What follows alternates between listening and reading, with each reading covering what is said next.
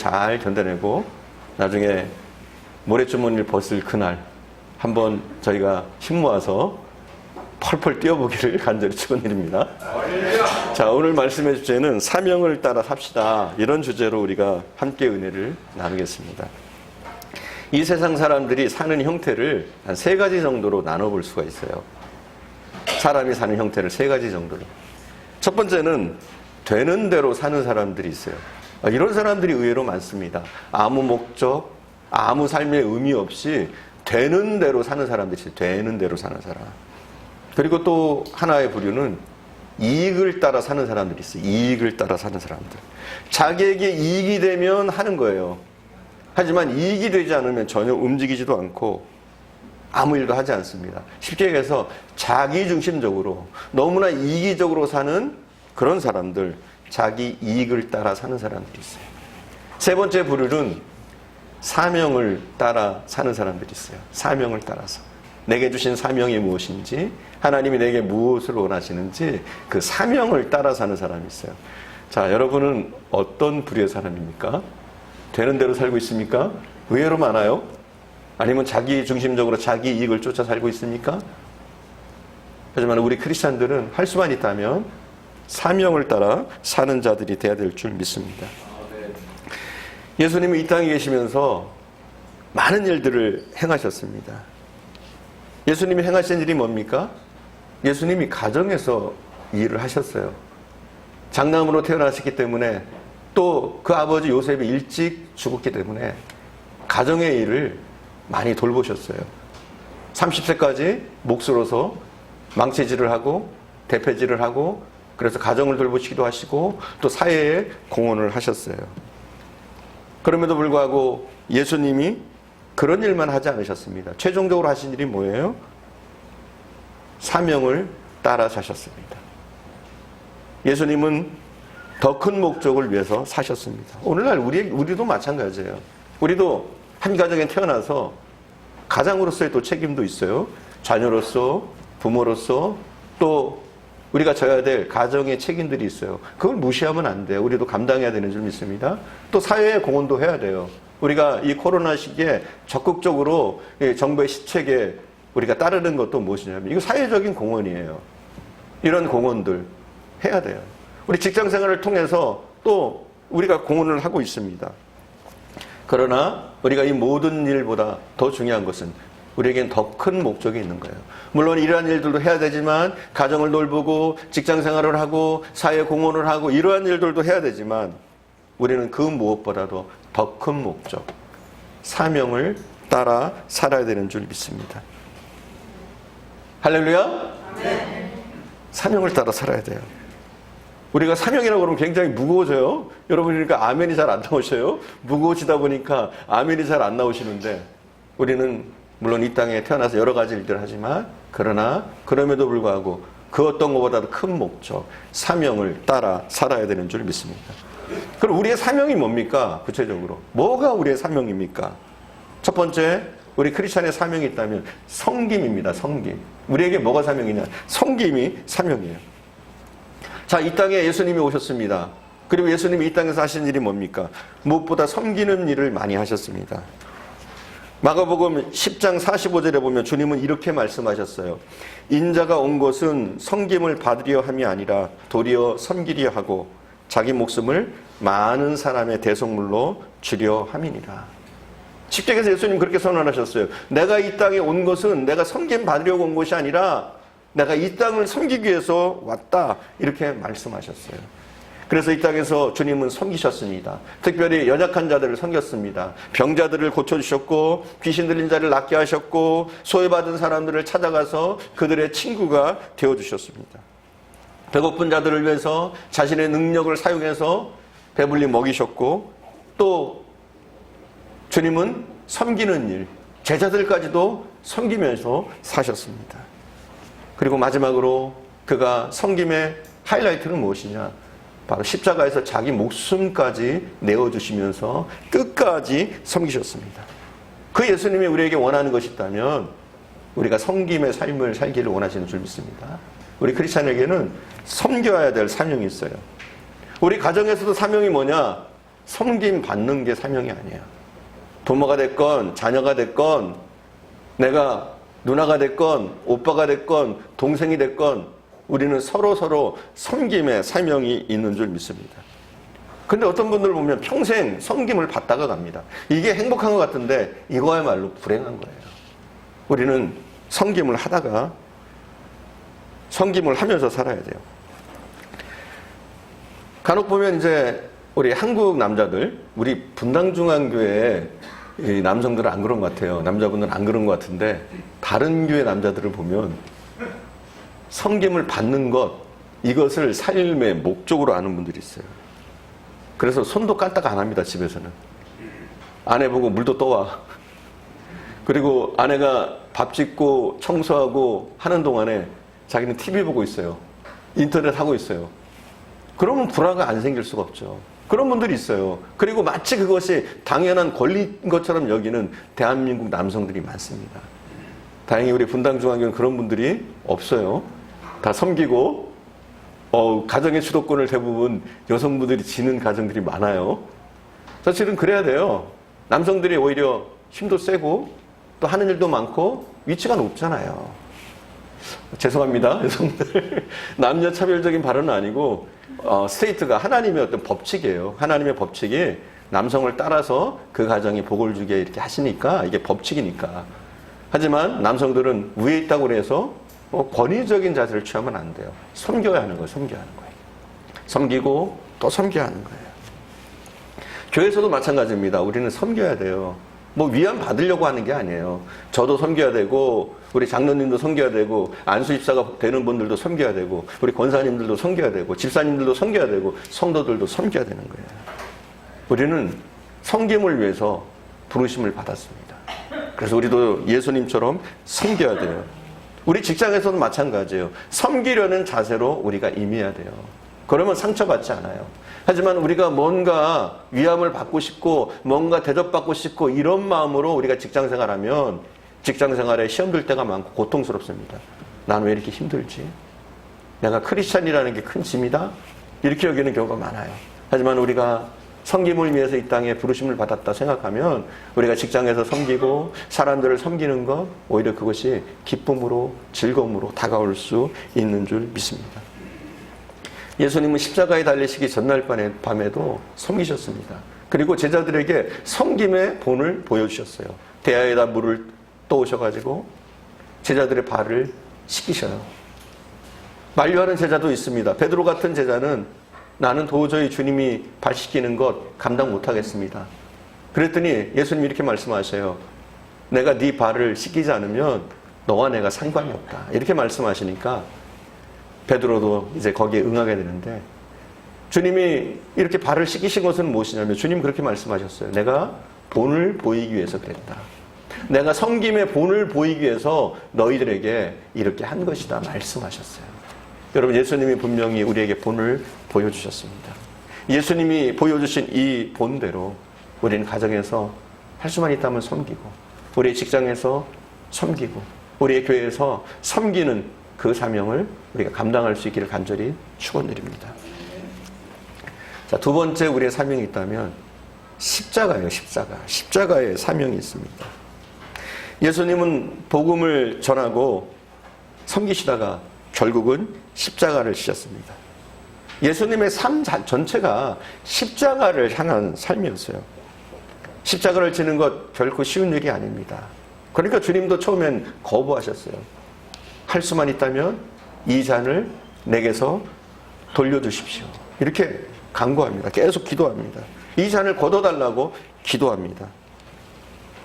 그리고 예수님은 잡히시기 전날 밤에도 밤새도록 기도하십니다. 그만큼 이 십자가를 진다는 것이 이 쉬운 일이 아닙니다. 그리고 주님이 우리에게도 말씀하셔요. 십자가를 지는 게 어려우니까 주님이 이런 선을 하셔요. 아무든지 나를 따라오려거든 자기를 부인해라.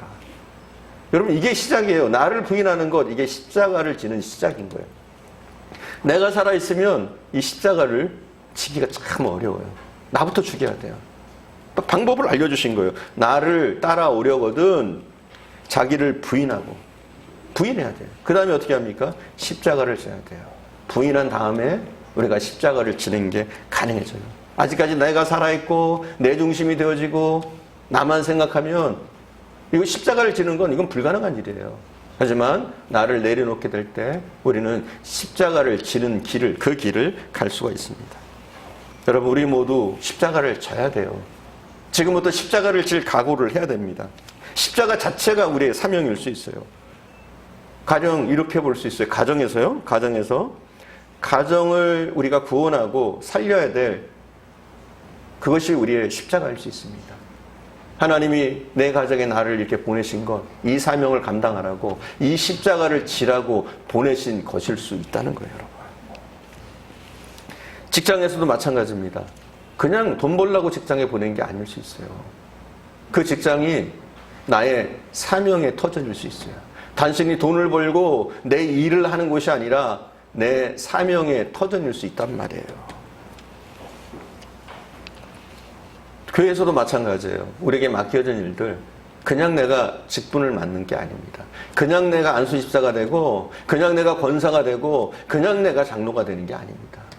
내게 맡겨주실 그 십자가가 있는 거예요. 근데 우리는 십자가를 인식하지 않고 지려고 하지 않아요. 그러다 보니까 오히려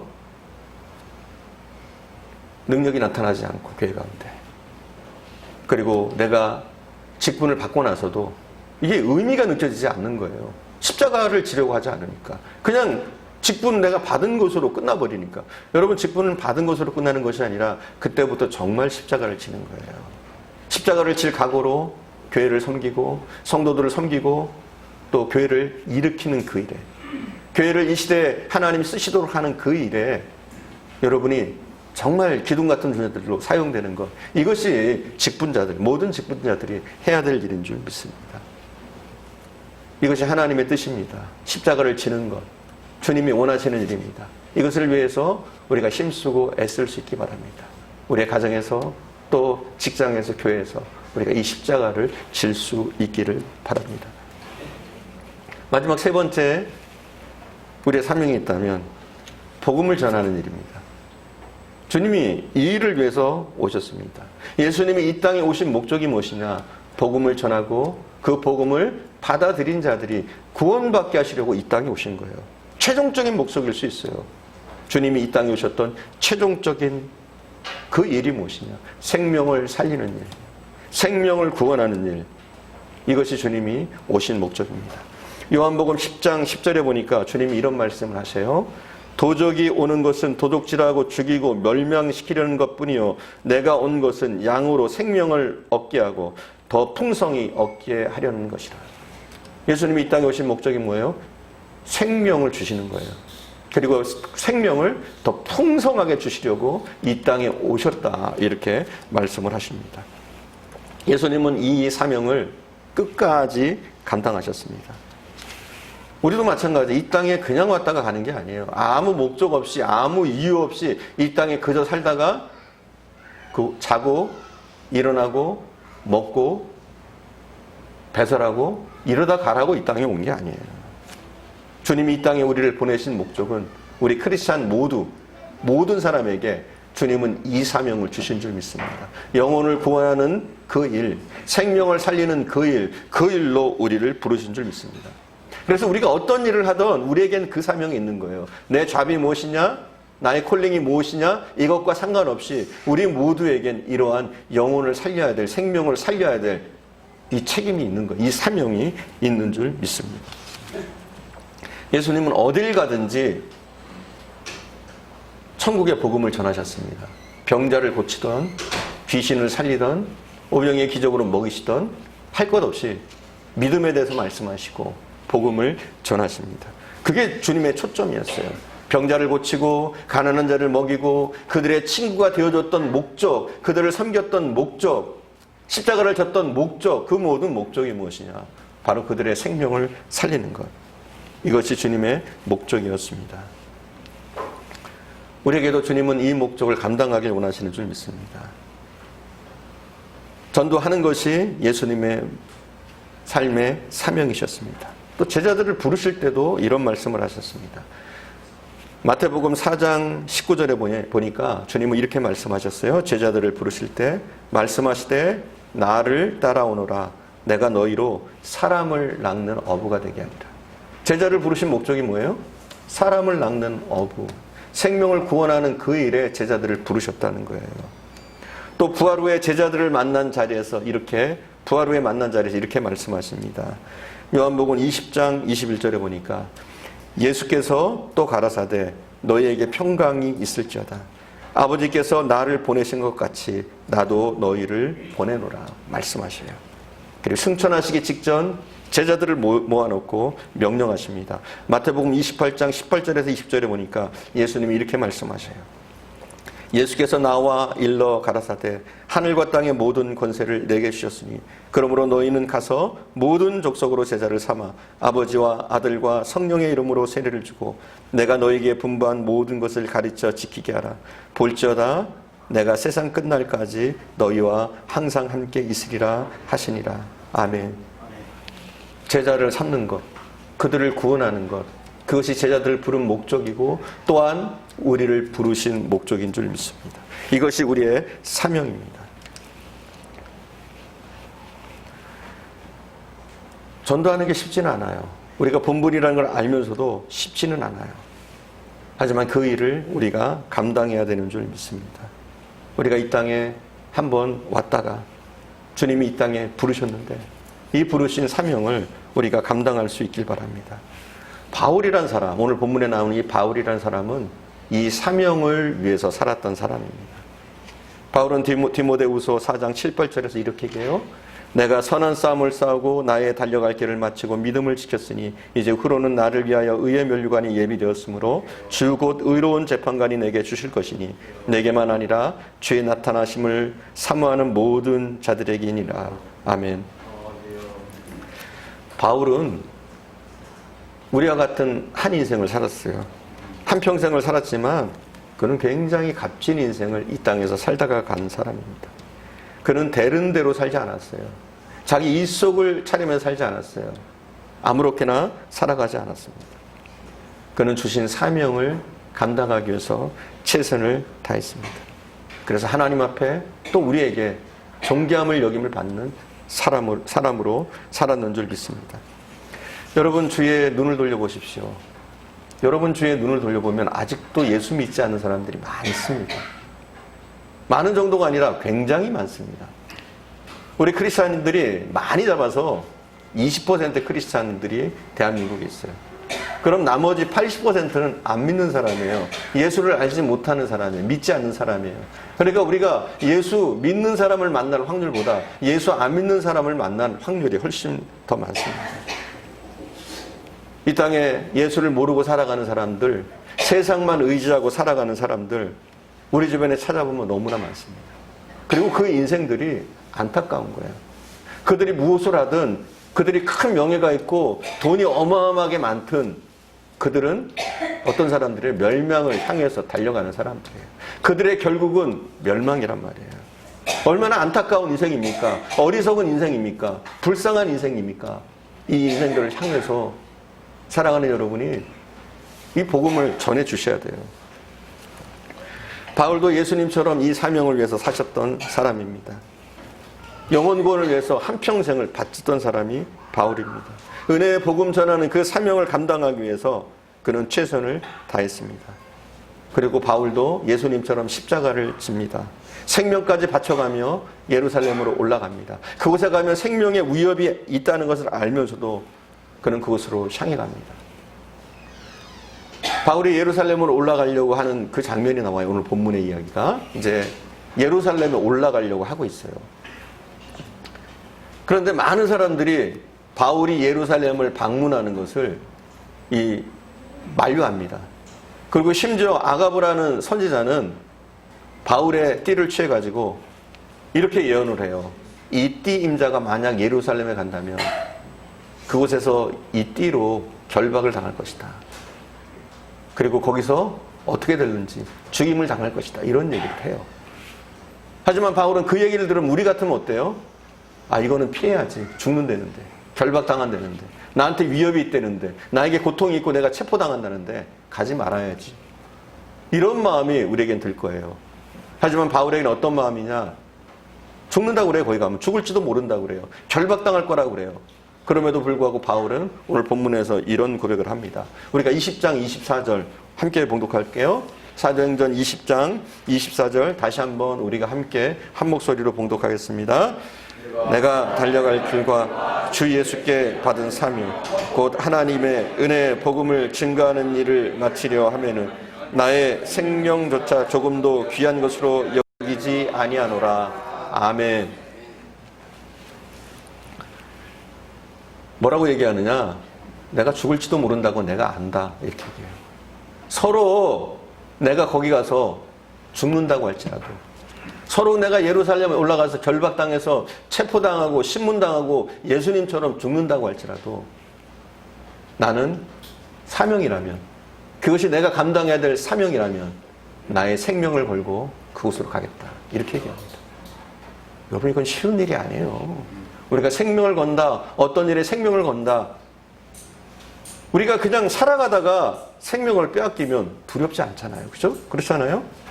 내가 어느 날 갑자기 사고를 만나서, 어느 날 갑자기 체포를 당하고, 어느 날 갑자기 내 적을 만나서 내가 죽임을 당한다. 이건 어쩔 수 없는 일이잖아요. 그죠? 하지만 뻔히 죽을 걸 알아요. 뻔히 그곳에 가면 어떤 일이 있을지 알아요. 고통을 당할지 알아요. 체포당할지 알아요. 결박당할지 알고 있어요. 그런데 그 길을 간다는 것 보통의 결심이 아니에요. 여러분, 사명을 감당하려는 사람들은 이런 각오가 있어야 돼요. 내가 사명 감당하기 위해서 이 정도 각오를 가지고 있어야지 우리가 이걸 감당하는 거예요. 자, 우리가 섬김의 사명이 있다고 그랬어요. 이 사명을 감당하는 거 쉬운 거 아니에요? 이런 각오로 해야 되는 거예요.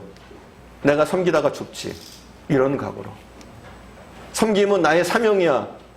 내가 어떤 걸 희생하더라도 내가 이 땅에서 섬겨야 돼. 이런 자세로 우리가 사명을 감당하는 거예요. 바울처럼. 자, 우리에게 십자가의 사명이 있어요. 이건 보통 일이 아니에요.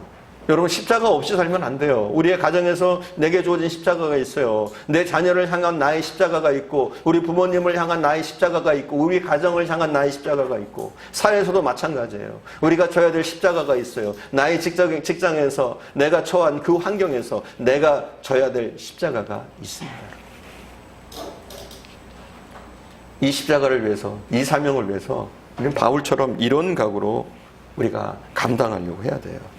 바울은 그런 사람이었어요. 사명 때문에 살고 사명 때문에 죽는 사람이었습니다.